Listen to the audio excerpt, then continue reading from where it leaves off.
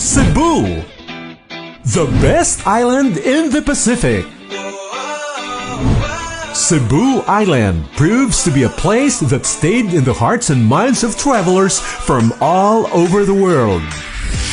International travel magazine Condé Nast has declared Cebu and the Visayas Island as the best islands in Asia, beating the likes of Sri Lanka or Koh Phangan in Thailand, even Palawan, Siargao, and Boracay in the Philippines. Cebu is one of the most visited places in the country. In 2019, the Philippine Tourism and Statistics showed that Cebu accounts to more than 20% in both domestic and international tourist arrivals in the country. This is even higher in the previous years.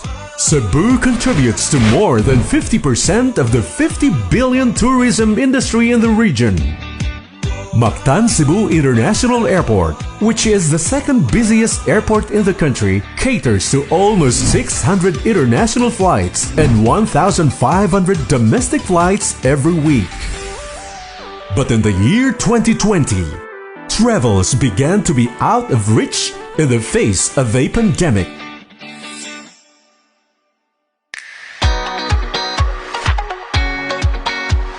Cebu Island enjoys the prestige of being a top tourist hub in the country. Its 44 towns and 6 cities have so much to offer. Moalboal Town, for example, is a diving haven for the past 40 years. There's also the whale shark watching and paragliding in Uslob, canyoneering adventure in Alegria, scenic forests in Mantalungon, and the gushing walls of waterfalls in Kawasan in Badian and Mantayupan in Barili. Up north, San Remigio has established itself to be a perfect beach getaway with its long stretch of shoreline. Further north is Bantayan Island, an oasis for beach bops. Malapascua Island, which is famous for its treasure sharks and abundant marine life, is also a fantastic dive destination, as well as Nalusuan off the southern coast in Mactan Island.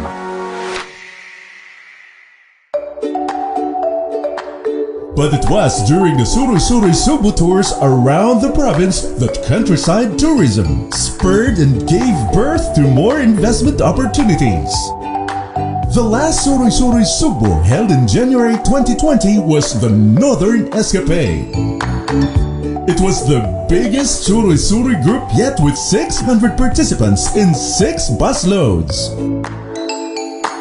Shortly after, the horrible news of a novel coronavirus wreaking havoc across the world began. As government's response to the pandemic, lockdowns were implemented, travels were banned, businesses closed, farmers had no one to deliver their fresh produce, fishermen hung their nets and paddles, resorts could no longer pay their employees.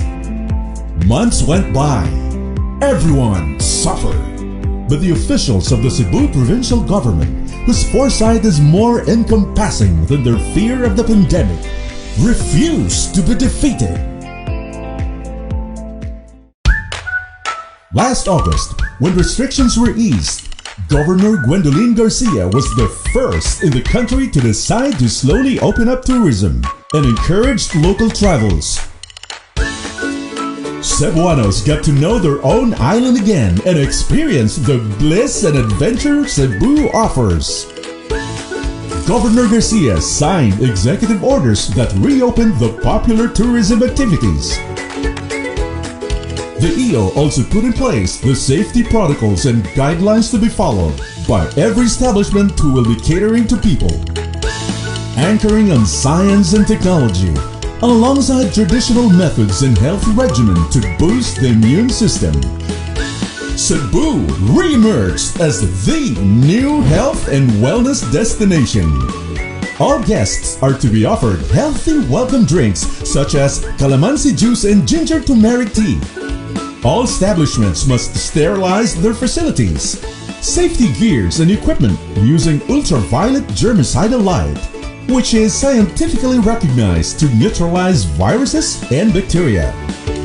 Frontline staff like receptionists, waiters, busboys, briefers and servers are required not just to wear face masks and face shields, but preferably air purifiers as well. The Cebu provincial government created a provincial tourism task force to monitor compliance of the agreed protocols, standards and guidelines. To control the movement of tourists, booking of tour activities is done through the Cebu province's portal. Discover.cebu.gov.ph to regulate the numbers allowed for each activity. Since the relaunch of tourism activities in Oslob last July 31, more and more tourists are starting to head off to the countryside. Livelihoods are back! But this is not enough. In a bold and brave move, Governor Garcia was the first local chief executive in the country to junk the RT-PCR test and travel authority requirements for travelers coming to Cebu, and give way to a less hassle travel as she decided to open up Cebu to the rest of the country.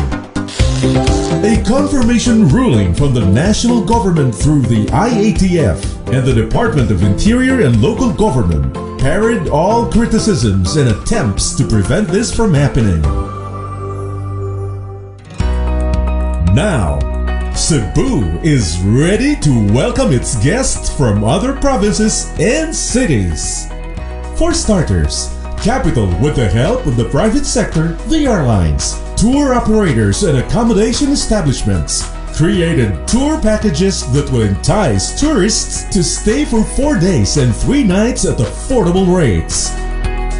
Locals and guests from across the country can now take a break and de-stress from the horrors of the past year, and soak in the beauty and serenity of the island. With this collaboration between the government and the private sector, this premier province in the country and the best island in the Pacific will show to the rest of the country and the world that Cebu and the Cebuanos are now moving on and moving forward.